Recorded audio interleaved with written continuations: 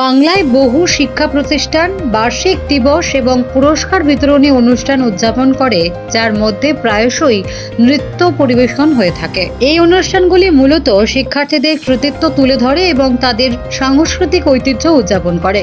ঠিক তেমনি গত 22শে মে অর্থাৎ বৃহস্পতিবার কলকাতার জ্ঞান মঞ্চে ডান্সপিরেশন এবং আর্ট গ্রুপ সংস্থার উদ্যোগে সাংস্কৃতিক নৃত্য উৎসব ও সাংস্কৃতিক ক্যানভাস পুরস্কার বিতরণ অনুষ্ঠানের আয়োজন করা হয়। এই সাংস্কৃতিক নৃত্য পরিবেশন উৎসবটিকে তামিল শব্দ তুভাক্কাম নামে নামকরণ করা হয়েছে। এদিনের এই সাংস্কৃতিক অনুষ্ঠানে উপস্থিত ছিলেন রাজপুর সোনারপুর পৌরসভার 13 নম্বর ওয়ার্ডের কাউন্সিলর শ্রী সন্দীপ নস্কর, ডান্সপিরেশন এবং আর্ট গ্রুপের কর্ণধার পৌলমী ব্যানার্জি ঘোষাল, ডান্সপিরেশন এবং আর্ট গ্রুপের প্রেসিডেন্ট সপ্তপর্ণা ঘোষ, ডান্সপিরেশন এবং আর্ট গ্রুপের সেক্রেটারি সায়নী খাড়া, কুচিপুড়ি নৃত্যশিল্পী শ্রী রক্তিম চন্দ্রা, সাংস্কৃতিক সঙ্গীত শিল্পী ব্রততী কুণ্ডু, সঙ্গীত শিল্পী ও তাদের অভিভাবকরা প্রদীপ প্রজ্বলন ও নটরাজের মূর্তিতে মাল্যদান ও ঘুমুর প্রদানের মাধ্যমে অনুষ্ঠানটি শুভ সূচনা করা হয়। অনুষ্ঠানের শুরুতেই সমস্ত বিশিষ্ট ব্যক্তিদের উত্তরীয় পরিয়ে ও মেমেন্টো উপহার দিয়ে সম্মান প্রদান করা হয়। ভালো অনুষ্ঠান, ভালো লাগছে। আজকে এই অনুষ্ঠানের মধ্যে থেকে সকল কলাকুশলীদের থেকে ছোট থেকে সবাইকে পুরস্কৃত করা হবে, সেই বিষয়ে কিছু বল। খুবই ভালো, এতে উৎসাহ বাড়বে। আমাদের পরবর্তী প্রজন্মে যে সকল ছোটোখাটো বাচ্চারা রয়েছে এবং তাদের এই কম্পিটিশান হয়ে গেছে গত 9 মার্চ সোনারপুরে, আমার ওয়ার্ডেই এই স্কুলটা। সেখান থেকে আজকে এটার প্রাইজ ডিস্ট্রিবিউশন প্রোগ্রাম জ্ঞান মঞ্চে হচ্ছে, এখানেও পারফর্ম করছে, সুন্দর অনুষ্ঠান হচ্ছে, পুরস্কারও পাচ্ছে। আগামী দিনে এদের আরও ভালো পারফর্ম করবে, এদের সকলের উজ্জ্বল ভবিষ্যৎ। সকল নৃত্যপ্রেমী মানুষের উদ্দেশ্যে কি বার্তা দেবেন? কিছু বার্তা নয়, আমি নৃত্যপ্রেমী মানুষদের নতুনত্ব কিছু বলবো না। যে সকল অভিভাবিকারা পড়াশোনার পরেও, কারণ এই সময় এখন বাচ্চাদের পড়াশোনার যা চাপ থাকে, সেখানে তারা আলাদা করে অন্য কিছু শেখার বা তাদের মধ্যে যদি অন্য কিছু ইচ্ছা থাকে করতে পারে, যদি একটু সময় বার করতে পারে, তাহলে এরকম নাচ গান আরও যেসব সংস্কৃতিমূলক আমাদের বিভিন্ন ধরনের যেসব শিক্ষা আছে, সেগুলোর মধ্যে আরও বেশি তাদেরকে এগিয়ে নিয়ে যাওয়া। আজকের অনেক অভিভাবিকারা এসছেন তাদের বাচ্চাদের নিয়ে, আজকে তাদের বাচ্চারা পারফর্ম করছে। এরকম সবাইকেই এগিয়ে যেতে হবে, কারণ এটাই বাংলার সংস্কৃতি, এটাই ভারতবর্ষের সংস্কৃতি। গান বাজনা নৃত্য এগুলো তো থাকবেই, এগুলোর মধ্যে দিয়েই আমাদেরকে এগিয়ে যেতে হবে। এদিন সোনারপুর বার্তার মুখোমুখি হয়ে ডান্সপিরেশন এবং আর্ট গ্রুপের কর্ণধার পৌলমী ব্যানার্জি ঘোষাল বলেন, আজকের অনুষ্ঠানটা হচ্ছে যে দুটো উদ্দেশ্য আছে। এক বলি, আমরা 9 মার্চ একটা কম্পিটিশন অ্যারেঞ্জ করেছিলাম, যেটা হচ্ছে কালচারাল ক্যানভাস। সেখানে 4টি বিষয়ের উপরে কম্পিটিশন হয় এবং সেটি সর্বসাধারণ উপলব্ধ ছিল। এবারে ওই কম্পিটিশানে 15 দিনের সোশ্যাল মিডিয়ার অ্যাডভার্টাইজমেন্টে 400 জন আমরা মেম্বার পার্টিসিপেট পেয়েছিলাম। এই 400 জন পার্টিসিপেটের মধ্যে থেকে আমরা প্রথমে সিলেক্ট করি প্রথম, দ্বিতীয়, তৃতীয় এবং তারপরেও 4th থেকে 10th র্যাঙ্ক অবধি আমরা প্রত্যেকেই প্রাইজ দিয়ে থাকি। সেই প্রাইজ ডিস্ট্রিবিউশনটা সম্পূর্ণভাবে আজকে হচ্ছে এবং তার পাশাপাশি যেটা হচ্ছে সেটা হচ্ছে যে কালচারাল ক্যানভাসেরই আর একটা অর্গানাইজেশন আমাদেরই আছে, সেটা হচ্ছে ডান্সপিরেশন অ্যান্ড আর্ট গ্রুপ। সেই ডান্সপিরেশন অ্যান্ড আর্ট গ্রুপের উদ্যোগে আজকে ডান্স ফেস্টিভ্যাল হচ্ছে, যার নাম হচ্ছে তুভাক্কাম। এটা একটা তামিল ভাষা এবং এটার মানে হচ্ছে যে প্রস্ফুটিত ফুল। তো এইটাই হচ্ছে যে একটা, এই দুটো মূলত উদ্দেশ্য। এবারে ইচ্ছা আছে নেক্সট টাইম এটাকে আরও বড় করার।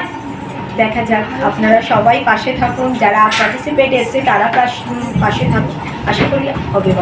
বর্তমান প্রজন্মে দেখা যায় যে আজকালকার দিনে যে নৃত্য অন্যান্য কলা পরিবেশন করুন, তাদের মধ্যে একটা যে আগে এগিয়ে এসে নৃত্য পরিবেশন করা অথবা অন্যান্য যেসব পরিবেশন করার একটা আগ্রহ, সেটা কমে আছে।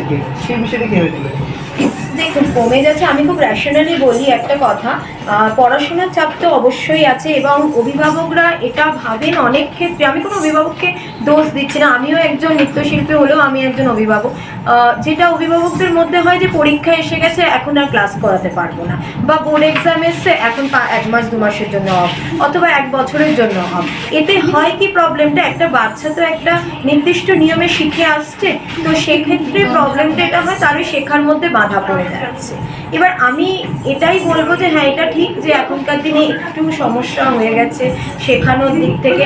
সব থেকে বেশি সমস্যা হয়েছে আমরা যারা ক্লাসিক্যাল ডান্স টিচার, আমাদের স্টুডেন্ট সংখ্যা অনেক কমে যাচ্ছে, কারণ এখন বিভিন্ন রিয়েলিটি শো আছে, সেখানে এত পরিমাণ ওয়েস্টার্ন ডান্সটা ঢুকে যাচ্ছে এবং ডান্সের মধ্যে এত জিমন্যাস্টিক বা বিভিন্ন ধরনের জিনিসপত্র দেওয়া হচ্ছে, যেটাতে মানুষ মনে করছে যে ওইগুলো নাচলেই হচ্ছে যে আমরা অনেক কিছু হতে পারবো, কিন্তু ক্লাসিক্যালটা যেটা বেস লাইন, একটা যে ABCD, সেটাই তারা ভুলে যাচ্ছে। আর একটা জিনিস যে অভিভাবকদের জন্য বললাম, যে বোর্ড এক্সাম হোক বা পরীক্ষা হোক, যাই হোক, তো আমি বলবো আমার পার্সোনাল ভিউতে যে অফ না করাতে, কারণ অন্তত মাসে 4টে ক্লাস সব জায়গাতেই হয়, অন্তত 1টা কি 2টো ক্লাস অ্যাটেন্ড করানোটা বাচ্চার জন্য খুব দরকার, কেন মাইন্ড ফ্রেশ হয় তাতে। সারাক্ষণ পড়াশোনার মধ্যে থাকলে তাদেরও তো ভালো লাগে না, একটু অন্তত মাইন্ড ফ্রেশের জন্য দরকার পড়ে এইগুলো। একটা কথা প্রচলিত আছে, প্রতিভার কোনো বয়স হয় না। একদমই তাই।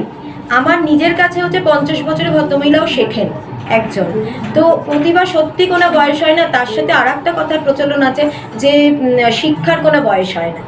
আজকে আমরাও শিখছি, আমার স্টুডেন্টরাও শিক্ষা দিই, তারা মানে সেই ছোট থেকে 5 বছর কি 3 বছর বয়স থেকে আমার কাছে ভর্তি হয়েছে, তারা এখনো অবধি শিখে চলেছে। তো শেখার সত্যিই কোনো বয়স হয় না। আজকে এই অনুষ্ঠানের মধ্য থেকে সকল কলাপ্রেমী উদ্দেশ্যে কি বার্তা দেবে? বার্তা বলতে গেলে একটাই জিনিস, যে আমাদের সংস্কৃতি, আমাদের কালচার, আমাদের রীতিনীতি, এইগুলো ধরে থাকো সবাই, যাতে এটা কোনোভাবে বিলীন না হয়ে যায়। মানে ক্লাসিক্যাল ফর্মটাকে সঠিকভাবে ধরে রাখার জন্য একটাই অনুরোধ আমার সবার কাছে। ছোট শিশু নৃত্যশিল্পী থেকে শুরু করে বড় নৃত্যশিল্পীদের নৃত্য পরিবেশনের মধ্য দিয়ে এই অনুষ্ঠানটি সাফল্যমণ্ডিত হয়। এই স্বর্ণালী সন্ধ্যায় আয়োজিত অনুষ্ঠানে নৃত্য পরিবেশনের পর সমস্ত নৃত্যশিল্পীদের মেডেল ও সার্টিফিকেট উপহার দেওয়া হয়। এদিন সোনারপুর বার্তার মুখোমুখি হয়ে সপ্তপর্ণা ঘোষ বলেন, প্রথমেই বলি, আমার নাম সপ্তপর্ণা ঘোষ। আমি রোহিণী ঘোষালের একদম ছোটোবেলাকার স্টুডেন্ট বলতে পারেন। একদম বয়স যখন আমার 3 বছর, আমার ম্যামের হাত ধরেই সব কিছু শেখা আর কি। তো আজকের মূল অনুষ্ঠান হচ্ছে দুটো। প্রথমেই আমরা যে 9 মার্চের প্রোগ্রামটি করেছিলাম, কম্পিটিশান যেটা করেছিলাম, সেখানকার যে ফার্স্ট, সেকেন্ড, থার্ড হয়েছিল তার প্রাইজ ডিস্ট্রিবিউশন আছে। অ্যান্ড আমাদের আজকের হচ্ছে একটা ডান্স ফেস্টিভ্যাল আছে, যারা হচ্ছে অনেক জায়গা থেকে আসছে, যেমন হচ্ছে আপনার নর্থ সাইড, সাউথের দিক থেকে, কেউ শান্তিনিকেতন থেকে এসেছে, তারা এসে তাদের ডান্স আমাদের এখানে দেখিয়েছে। তো আজকের হচ্ছে মেন কারণ হচ্ছে আমাদের দুটো।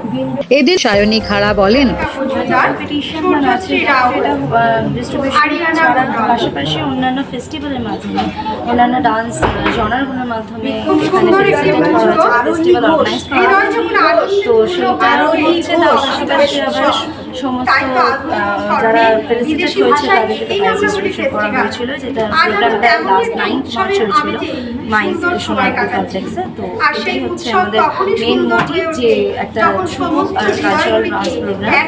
আমরা এদেরকে একটা কালচারাল ডান্স প্রোগ্রাম করা হয়, এছাড়াও আমাদের প্রাইজ ডিস্ট্রিবিউশন করে দেওয়া হয়েছে।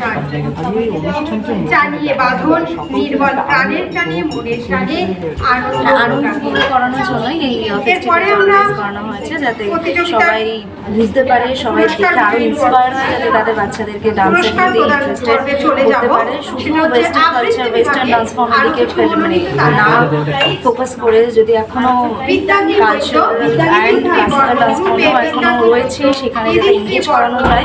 ওই জন্য আমরা থিমটা বেসিক্যালি কালচারাল অ্যান্ড ক্লাসিক্যালের উপরেই রেখেছি, যাতে ক্লাসিক্যালটাকে আরও ডেভেলপ করে নিয়ে ফিউচার যাওয়া যায়।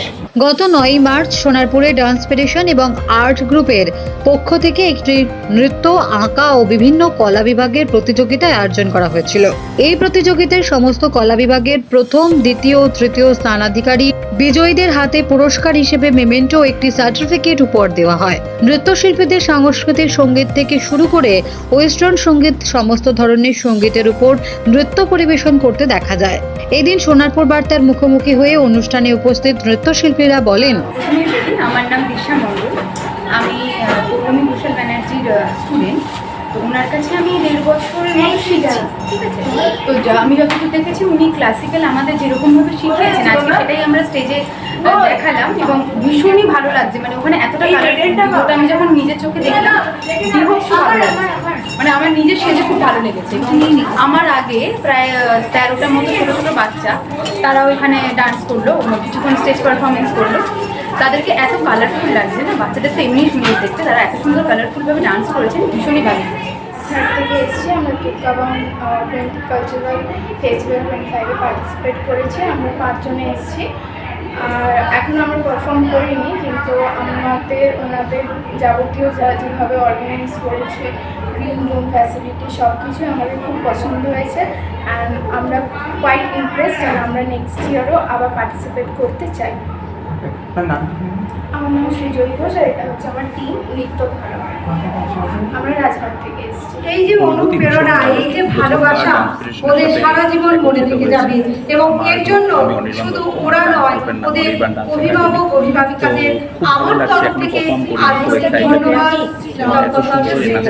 তারা তাদের অক্লান্ত প্রয়াস না থাকলে তাদের সন্তানরা এরকমভাবে এগিয়ে যেতে পারে না।